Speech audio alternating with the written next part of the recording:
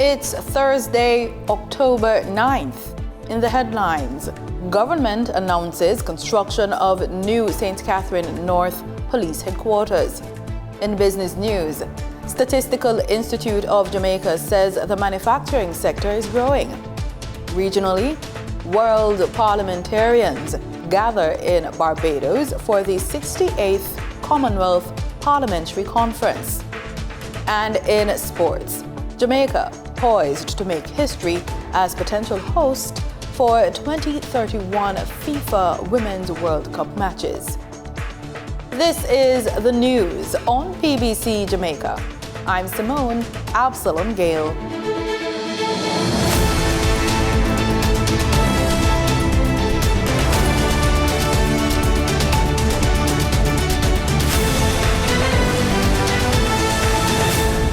The government has announced the construction of a new St. Catherine North Police Divisional Headquarters. Speaking at a press brief on Wednesday, Prime Minister Dr. Andrew Holness said the move is a key initiative under his administration's ongoing program to modernize the nation's security infrastructure and foster conditions for peace, order, and development. This project is being undertaken at a cost of approximately 2.3 billion Jamaican dollars. It is, by any measure, a significant expenditure in the capital budget.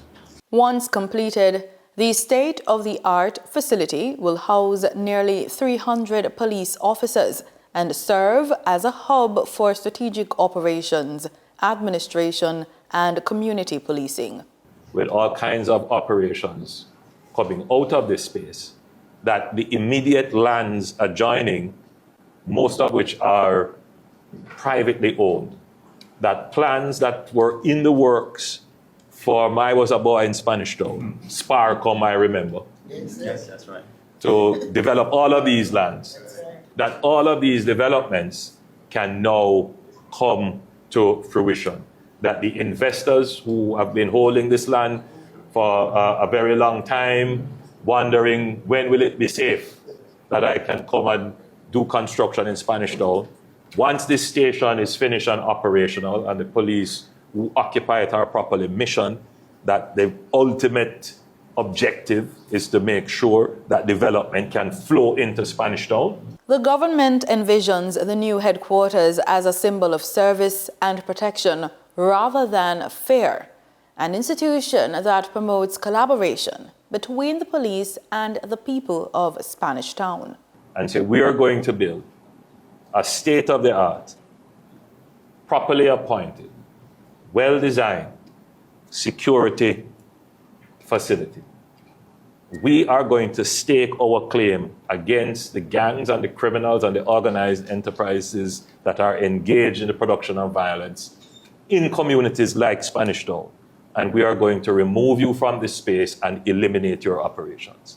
Beyond improving security, the facility is also expected to act as a catalyst for further investment and development across the St. Catherine North Division. The Jamaica Constabulary Force has conducted a body-worn camera training workshop for police trainees at the National Police College of Jamaica as part of its ongoing efforts to enhance transparency and accountability within the force. The 3-day training session aimed to equip officers with both the technical skills needed to operate the cameras effectively and an understanding of their role in promoting public trust. The training follows recent confirmation from the police that the procurement of 1,000 body cameras has been completed. The Child Protection and Family Services Agency, CPFSA, in Jamaica investigates child abuse, rescues children in need of care, and provides services to protect children in state care through its residential facilities. Here are a few more facts about this government agency from the Jamaica Information Service Get the Facts program. Dr. Warren Thompson is the Director of Intake, Investigation and Court Services. We want to see all Jamaica's children achieve their full potential And we think we can support this by supporting families, empowering families, by regulating alternative care, particularly residential childcare facilities, foster care arrangements, and so on. And of course, ensuring that children receive the intervention services that they need. The agency will investigate even suspected cases. We believe that the child is in need of care and protection and needs to be removed from the home. We make the relevant court applications. So those are some of the basic services. Where a child comes into our care, now we have some specific programs. So we have our residential care placements. The child comes in, receives case management, receives therapeutic intervention where that is needed. We also have what we call life placements. So that's children living in family environments. So that's our foster care program. Children who may remain at home but under our supervision. That's one other program. Then there are children who are deemed, as viable adoption candidates, put it that way. Right? So in those instances, we process those cases as adoption. An entrepreneur is an individual who identifies a business opportunity, takes on the significant risks associated with starting and running a new venture, and aims to profit from it by creating value or a new product or service. This week's Young Boss has done exactly that.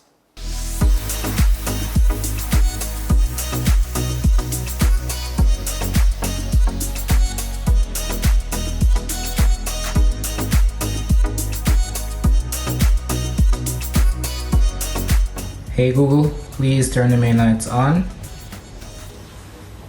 Okay, turning the main lights on. My name is Kevin Wright, a 26-year-old engineer.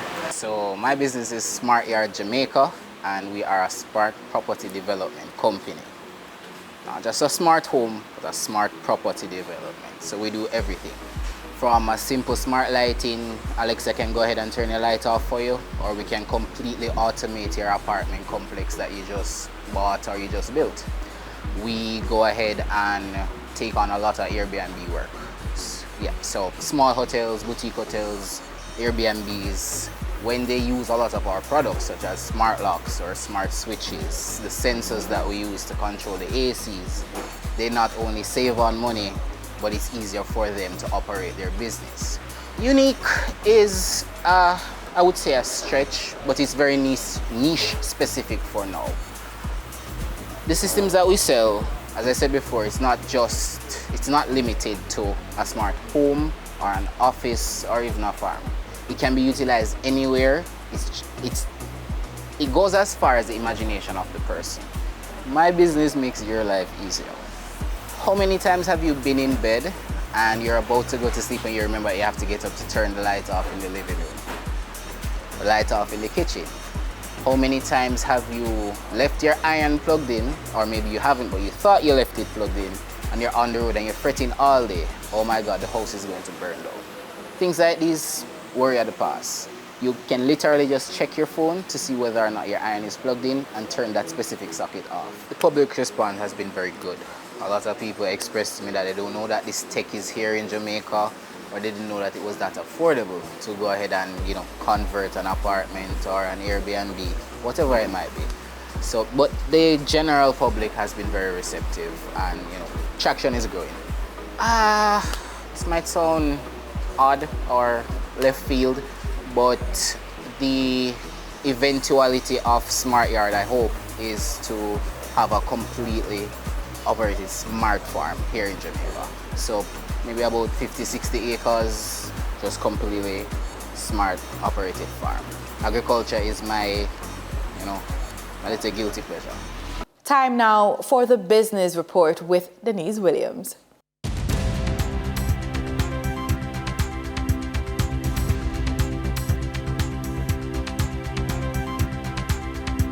Welcome to today's Business Report. I'm Denise Williams, here to bring you the stories shaping the financial world and guiding your journey to smarter business decisions. Let's dive into the top headlines. The Statistical Institute of Jamaica, Statin, reports that the manufacturing sector increased by 1.5% during the second quarter of this year. As it stands, manufacturing accounts for 10% of gross domestic product while employing 90,000 people. Standard & Poor's, the world's leading credit rating agency, recently increased the ratings of Montego Bay Airport Revenue, Finance, and King Air to BB+, which is just one notch above Jamaica's rating. King Air and Montego Bay Airport Finance are special purpose vehicles which were used by the government of Jamaica to borrow money using the fees due to it from both airports as collateral. King Air raised US $480 million in September of 2024, while Montego Bay Airport Revenue Finance raised US $63.8 million in July of 2025. The Air Bond, which is due in 2036, attracts a rate of interest of 6.75% per annum, while Montego Bay Airport Revenue Bond, which matures in 2035, is offering a rate of 6.6% per annum. For the trading period ending October 8, 2025, these were the most actively traded stocks. Toll road operator Trans-Jamaica Highway Limited, Jamaican dollar shares with 7,046,990 units traded, representing 51.73% of market sales volume. Alternative energy provider Wigton Energy Limited, with 1,359,630 units traded, representing 9.98% of market sales volume. Investment house JMMB Group Limited, 7.35% cumulative redeemable preference shares with 763,803 units traded, representing 5.61% of market sales volume. We now shift our focus to the Forex market rate set by the Bank of Jamaica. On October 8, 2025, the Bank of Jamaica reported US $58.1 million purchased and US $66.77 million sold by Forex traders. Traders earned $2.31 per dollar, selling the US at $161.62 and buying the US at $159.30. The Canadian dollar netted Forex traders 85 cents per transaction, with selling at $116.07 and buying at $115.22. The British pound yielded Forex traders $1.75 in profits, with selling at $215.81 and buying at $214.06. For our credit report tip of the day, when your business hits a plateau, don't pause, pivot. Stagnation is often a sign that it's time to use smarter financial tools, and your credit profile is one of the most powerful. Strong credit gives you leverage to negotiate better contracts, secure funding, and expand faster. Entrepreneurs who actively manage their credit position themselves to seize opportunity others miss. The moment you start treating your credit as a business growth strategy and not as an afterthought, you reignite your path to progress. Now, when you're building something from nothing and you're moving from financial recovery to financial resistance and beyond, take a moment and recognize when everything feels like it's crashing in, career changes, family demand, financial pressure, and the weight of your own expectations. It's hard to say, but don't freeze. Time to focus. Emotional flooding is real, but it's not your stopping point. It's your signal to act differently. Instead of drowning in overthinking, pause, plan, pivot. Rebuilding as a professional woman after the age of 45 takes strategy, not speed. It's about managing your emotions with intention, your money with structure, and your next move with purpose. You've already survived enough. Now it's time to build deliberately. And that wraps up today's business report. I'm Denise Williams, reminding you that every financial decision is a step towards your future. Until next time, stay focused, stay informed, and keep striving for success. See you soon. In regional news, Parliamentarians from around the world are gathered in Barbados for the 68th Commonwealth Parliamentary Conference. Under the theme, The Commonwealth, a Global Partner, the conference opened at Wyndham Grand Barbados last evening. While delivering opening remarks, Prime Minister Mia Mottley said Commonwealth nations are meeting at a time when democracy is under siege and partnership is necessary. CBC News' Anesta Henry has a full report from that opening ceremony.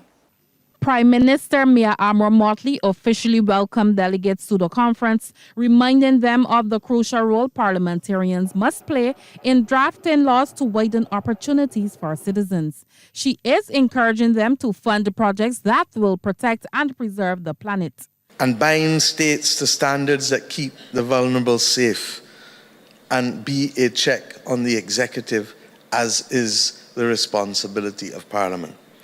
We can prove that collective action is not utopia. It is good government done together. My friends, as we do this work, as we make global partnership a living promise, remember where I began. For the word is love, and it is love that will give us the energy and passion to recommit, to make it all work. PM Mottley says if ever there was a time for solidarity and a common partnership in the world, it is now. For it looks too much like it did a century ago, which was the precursor, regrettably, to too much death and to too much tribulation. Let our opening conviction for love be our closing charge, and let the compass for our commonwealth and our common future be love.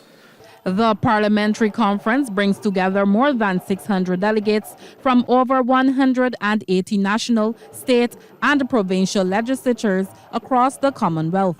President of Barbados, Her Excellency the Most Honorable Dame Sandra Mason, stressed the timeliness and relevance of debates that will take place during the conference. In the current international environment, the rules-based multilateral system is being assaulted on all fronts, with extraordinary challenges being made to the political and security agenda, to trade arrangements, to international mandates on health, education and culture, to the climate crisis, and to development cooperation. Secretary General of the Commonwealth Parliamentary Association, Stephen Twigg, says the CPA and the Commonwealth Secretariat will work together to deliver a shared commitment to good governance, human rights, and the rule of law. As our conference theme rightly reminds us, the Commonwealth is a truly global partner, and we will discuss that on Friday at our General Assembly. Many of you I know will be attending the CPC for the first time, whilst others are, how should I put it, CPC veterans. All of you, whether here for the first time or veterans, are very welcome. The conference will end next Sunday. Anesta Henry, CBC News. In September, the United States State Department named Belize as one of the world's major drug transit countries. For many Belizeans, that might sound like just another label, but in the U.S., it's a big deal. Washington is waging an aggressive fight against transnational crime, and that includes stopping the flow of illegal narcotics. To see how this battle plays out beyond the headlines, News 5's Paul Lopez joined the U.S. Department's Foreign Press Center on a trip to Miami. There, he got an inside look at the policies and strategies aimed at curbing organized crime across the Western Hemisphere. Here's his report. $1.4 billion worth of illegal narcotics headed for American shores. How do these drugs get there? Traffickers start in South America, then move through secondary routes, places like Belize, before making their way north. So it's no shock that the U.S. State Department recently put Belize on its list of major drug transit and illicit drug producing countries. Washington is pouring serious resources into this fight against transnational organized crime, and Belize is part of that story. Our role at the laboratory is we primarily do evidence analysis. So evidence that comes in through investigations or through seizures is brought to the laboratory, and I lead a great team of chemists who does the analysis. They identify with the components inside of the samples. Drugs that are seized often find their way to a forensic lab for testing, like the Drug Enforcement Agency's Southeast Laboratory in Florida. Cocaine remains the #1 illicit drug that traffickers attempt to get into the United States. But the primary controlled substance that we encounter here is cocaine. And we also methamphetamine. The most dangerous, the most deadliest drug that we encounter here is fentanyl. Over the years, the U.S. has seen an emergence in fentanyl, a synthetic drug that flows in from Mexico. Dozens of citizens die from fentanyl overdose annually. Overdose cases may be dropping, but inside the lab, there's a wall that tells a different story, a wall covered with faces of fentanyl victims. It's a powerful reminder for the team here of why their work matters and what's at stake every single day. From a national standpoint, we do about 50 to 60,000 analysis throughout the country a year.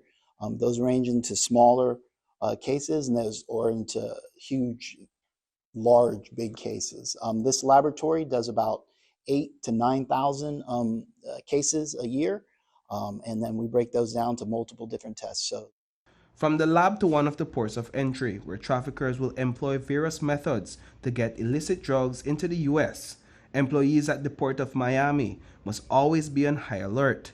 The House of Pain at the port is dedicated to inspection and detection. We also have what's called CTPAT, which is a partnership between U.S. Customs and foreign business entities, and it's to ensure that their supply chain is secure.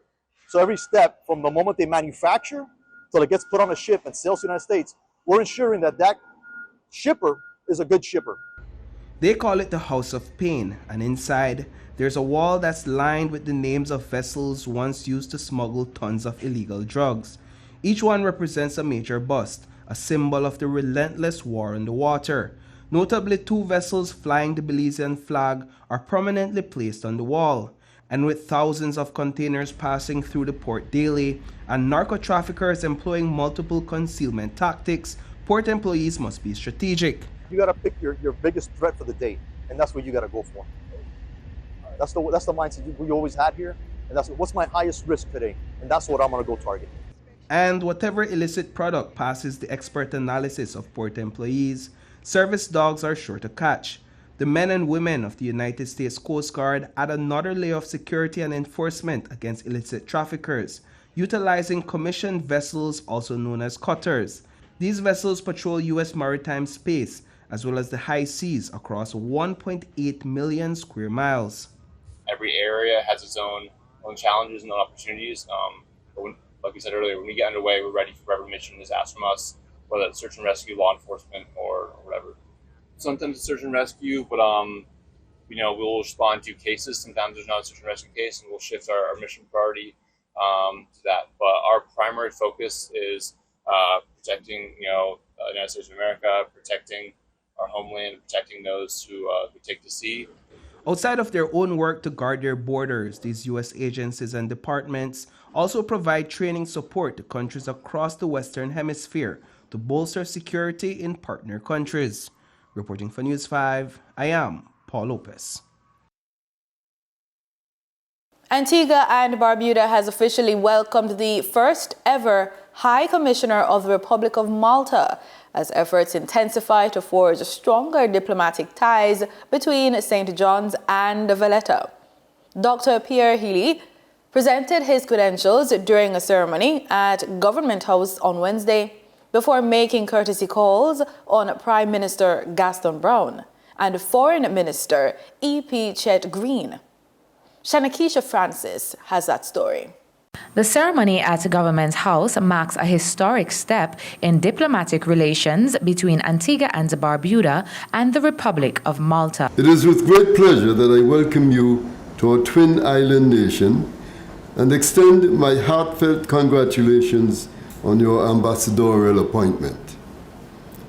We trust that your tenure will further deepen the bonds of friendship and cooperation between our two countries. High Commissioner Pierre Hilly pledges to strengthen cooperation in areas ranging from climate change to trade and education. I take this opportunity to assure Your Excellency that I shall make it my mission in ensuring that the already collaborative and friendly relations between Antigua and Barbuda and Malta continue to flourish for the benefit and common good of our peoples. Prime Minister Gaston Brown underscores the similarities between the two small island states and called for new avenues of partnership. In sports, Jamaica could make history as the first Caribbean nation to host matches at a senior FIFA World Cup, with high-level discussions reportedly underway for the island to stage games during the 2031 FIFA Women's World Cup. The tournament will be jointly hosted by the United States and Mexico. President of the Jamaica Football Federation, JFF, Michael Ricketts, confirmed that talks are ongoing but declined to share details, noting that a formal announcement is expected later this month. He told the press that the JFF will make a formal announcement in New York on the 20th of this month. Mr. Ricketts added that the Federation's continued investment in women's football strengthens Jamaica's case to be part of the global showpiece. The 2031 edition will mark the fourth time a FIFA Women's World Cup is hosted within the CONCACAF region. Jamaica's inclusion as a host would be a groundbreaking moment for the Caribbean, underscoring the island's growing influence in women's football. Now on to cricket. West Indies men's head coach Darren Sammy has offered a stark assessment of the team's ongoing struggles in international cricket, suggesting the current issues are not recent but stem from decades-old systemic problems. Sammy indicates that the team's challenges are deep-rooted and that a quick turnaround is unrealistic. The comments highlight the coach's view that rebuilding West Indies cricket will require significant long-term structural changes rather than simple tactical adjustments on the field. The last time we won a series at India, I was just born. My mom just had me in 1983. So the troubles that we have didn't start now. 1983, some great players were playing. So I know now I'm under the microscope. I'm in the and when we open to criticize, to be criticized by everybody. But the root of the problem didn't start 2 years ago. Something way back. It's like a cancer that's already in the system. And if you don't beat cancer, you know what happens. And again, I think it's Breast Cancer Month. So it's a good way to put it, that our problems don't lie on the surface. It's rooted deep into our system, and that is something we will continue to change. The immediate fix is, try and encourage the guys, train better mindset and all these things, and hopefully, steps could be taken in the right direction. And that's the news on PBCJ. You can follow us on our social media platforms at PBCJamaica. And you should remember, we are the People's Station.